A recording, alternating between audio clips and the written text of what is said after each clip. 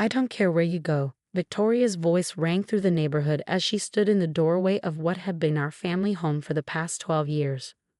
My children, Emily, 10, and Marcus, 8, huddled close to me on the sidewalk, their small hands clutching garbage bags filled with whatever belongings they had managed to grab before Victoria changed the locks. My name is Olivia Parker, and at 35, I never imagined I'd be standing on the street watching my sister-in-law laugh as my children cried. Just 3 months after losing my husband James to a car accident, his sister Victoria has shown her true colors. This house is mine now, she smirked, waving the deed she'd somehow convinced James to sign over to her before his death. Your kids crying won't change anything. You should have thought about this before letting James put everything in my name. I held Emily and Marcus closer as they trembled against me. The autumn wind whipped around us, scattering leaves across the lawn I'd carefully tended for over a decade. Inside, I could already see Victoria rearranging furniture, acting as if we had never existed. Victoria, please, I tried one last time, my voice steady despite the fear churning in my stomach. The kids have school tomorrow. Just give us a few days to find somewhere to go. She laughed, the sound sharp and cruel. Not my problem. You're resourceful, aren't you? Figure it out. The door slammed shut with finality, leaving us alone as the sun began to set. Emily looked up at me, her brown eyes, so much like her father's, filled with tears. Mom, where are we going to sleep? I swallowed hard, forcing a smile I didn't feel. Don't worry, sweetie, we'll figure something out. But as I stood there, watching my children shiver in the growing darkness, I had no idea what our next move would be. The local motels were beyond our budget. Victoria had somehow gained access to our joint accounts 2 weeks ago, leaving them empty. My salary as a part-time bookkeeper barely covered our basic needs, and now we didn't even have a roof over our heads. As I loaded our meager belongings into our old Honda, my mind raced through our options. My parents had passed years ago, and most of our friends were really James's friends. They had slowly disappeared after his death, uncomfortable with a widow's grief. Mom? Marcus's small voice broke through my thoughts. Why does Aunt Victoria hate us? The question hit me like a physical blow. How could I explain to an 8-year-old that his aunt's hatred stemmed from years of jealousy and resentment? That Victoria had never forgiven James for choosing to marry me instead of following her plan for him to join her business venture. She doesn't hate us, sweetheart, I lied, helping him buckle his seatbelt. Sometimes adults make decisions that are hard to understand. As we drove away from our home, I caught one last glimpse of Victoria in the window, already on the phone, probably calling her friends to brag about her victory. The sight made something shift inside me, a quiet determination taking root where despair had threatened to overwhelm. We ended up at Sarah's house, my colleague from work. She took one look at us standing on her doorstep and immediately ushered us inside. Stay as long as you need, she insisted, helping the kids settle onto her living room couch. That night, after Emily and Marcus had finally fallen asleep, I sat at Sarah's kitchen table, staring at my phone. Text messages from Victoria kept arriving, each one more gloating than the last. Redecorating tomorrow, throwing out all your tacky decorations. The kids' rooms will make perfect home offices. Should have made sure James left something for you in writing. I blocked her number, my hands steady despite the anger coursing through me. Victoria thought she had won, thought she had broken us. She had no idea that her cruelty had just lit a fire inside me that would change everything. The next morning, while the kids were at school, I met with a lawyer. James' old college friend, Michael Bennett, listened intently as I explained everything. The suspicious deed transfer, the drained bank accounts, Victoria's sudden claim to everything we had built. Something's not right here, Michael said, frowning as he reviewed the documents. James was meticulous about legal matters. He wouldn't have just signed over the house without telling you. And these bank transfers, they don't match his signature pattern. Hope flickered in my chest for the first time since Victoria had shown up with that deed. What are you saying? Michael leaned forward, his expression serious. I'm saying we need to look closer at when these documents were signed and how Victoria might have overplayed her hand. As I left his office, I felt something I hadn't experienced since Victoria's cruel eviction: purpose. She thought she had taken everything from us, but she had forgotten one crucial thing. I had nothing left to lose and everything to fight for. That evening, as I tucked Emily and Marcus into their temporary beds at Sarah's house, Emily grabbed my hand. "Mom, are we going to be okay?" I kissed her forehead, my resolve strengthening. "Yes, sweetheart. We're going to be more than okay. Sometimes life has a way of teaching people important lessons." Victoria had no idea what was coming. She thought she had written the end of our story, but really she had just set the stage for her own downfall. And I was going to make sure justice was served, not just for my children, but for James's memory too. 3 months after our eviction, Victoria's perfect world started to crack. I was working late at Sarah's dining table, reviewing documents Michael had uncovered when my phone buzzed with a news alert. The headline made my coffee go cold. Local business owner under investigation for financial fraud. There was Victoria's company photo, her practiced smile now looking more like a grimace.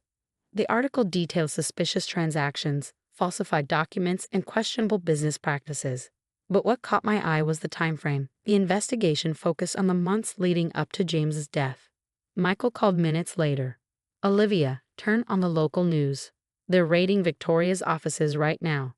I watched the live coverage, my hands shaking as I recognized faces from James' old workplace being escorted out in handcuffs. Victoria wasn't among them, yet. "There's more," Michael said, his voice tight with controlled anger. "Remember those bank transfers? We traced them. Victoria didn't just empty your accounts. She'd been siphoning money from James's business accounts for months before his death. The signatures on those transfers? They were dated after the accident." My blood ran cold. She forged his signature. Not just on the bank documents, Michael confirmed. That deed she used to claim the house. The notary just confirmed they never signed it. Victoria forged everything, Olivia. She's been planning this since before James died. The pieces started falling into place. Victoria's constant presence after James' accident, her insistence on helping with paperwork, the way she'd slowly isolated us from family friends. She hadn't just stolen our home. She orchestrated an entire scheme. The next morning, I dropped the kids at school and headed to my old neighborhood.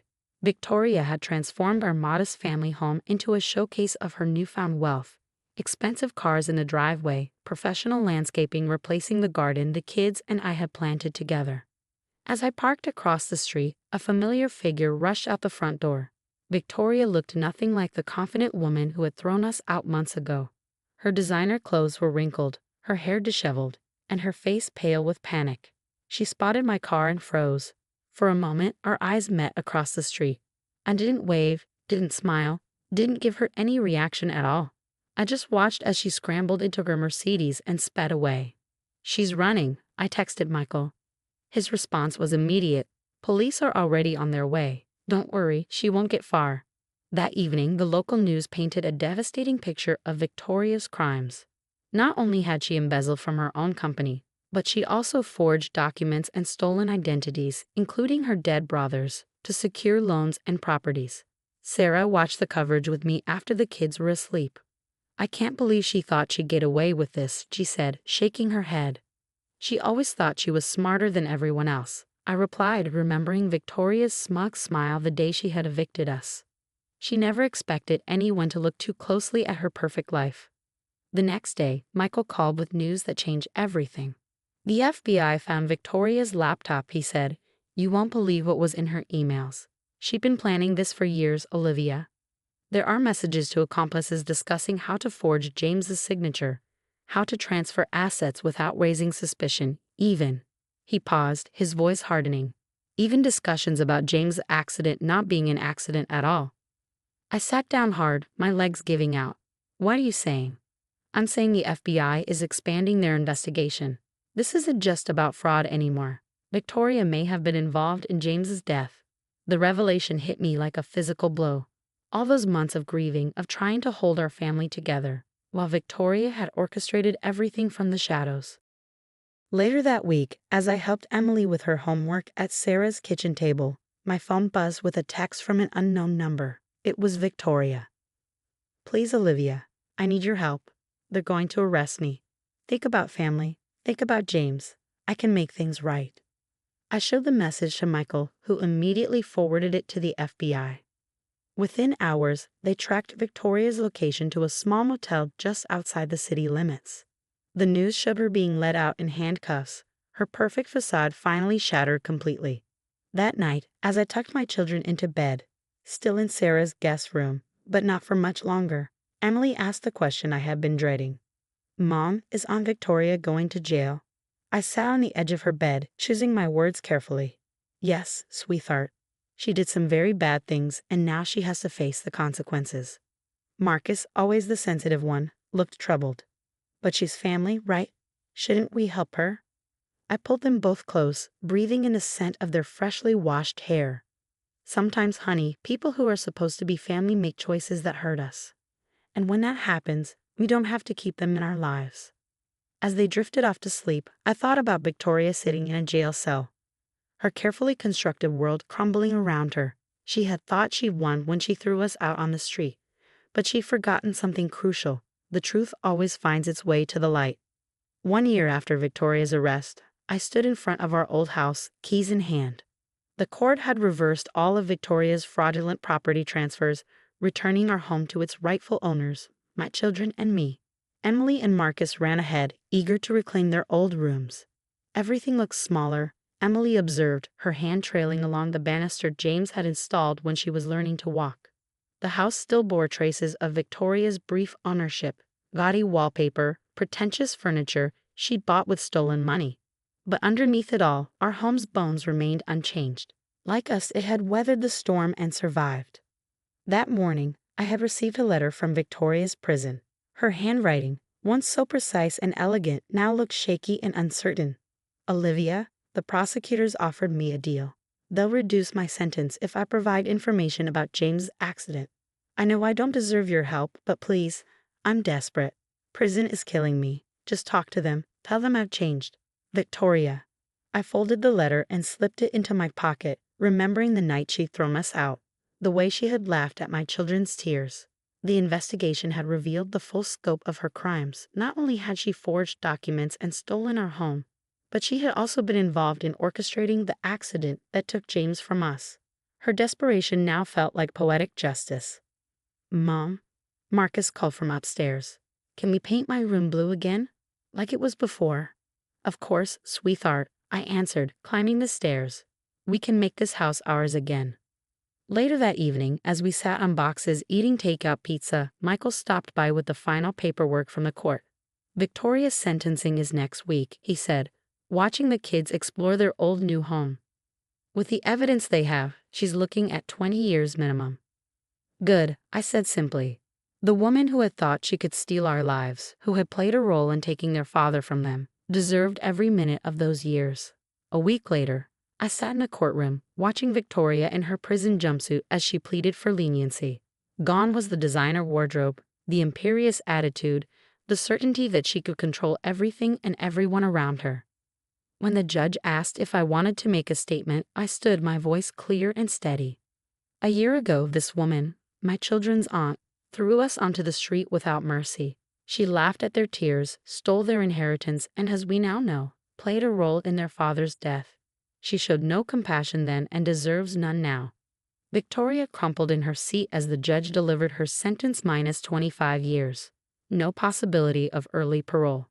That evening, as I tucked the kids into their own beds, in their own rooms for the first time in over a year, Emily asked, "Is it wrong that I don't feel sad about Aunt Victoria?" I sat on the edge of her bed, choosing my words carefully. No, sweetheart. Sometimes people make choices so bad that they lose the right to be part of our lives. What matters is that we're together, and we're home. Months passed, and slowly, our house became truly ours again. We replanted the garden, repainted the walls, and created new memories to replace the painful ones. Victoria's expensive furniture was sold, the money going to a fund for victims of financial fraud. One afternoon, while sorting through old boxes in the attic, I found a photo album from happier times. James and Victoria as children, smiling, innocent. I wondered when she had changed, when greed and jealousy had twisted her into someone capable of destroying her own family. The last message I received from Victoria came on the anniversary of our eviction. I underestimated you, Olivia. I thought you were weak, that you'd never fight back. I was wrong about everything. I'm sorry. I didn't respond. Her apology, like everything else about her, came too late and meant too little. Today, our home rings with children's laughter again. Emily and Marcus are healing, growing stronger every day. Sometimes, when I watch them play in the yard or do homework at the kitchen table, I think about how Victoria's cruelty ultimately led to justice, not just for us, but for everyone she had hurt. She thought throwing us out would break us. Instead, it made us unbreakable.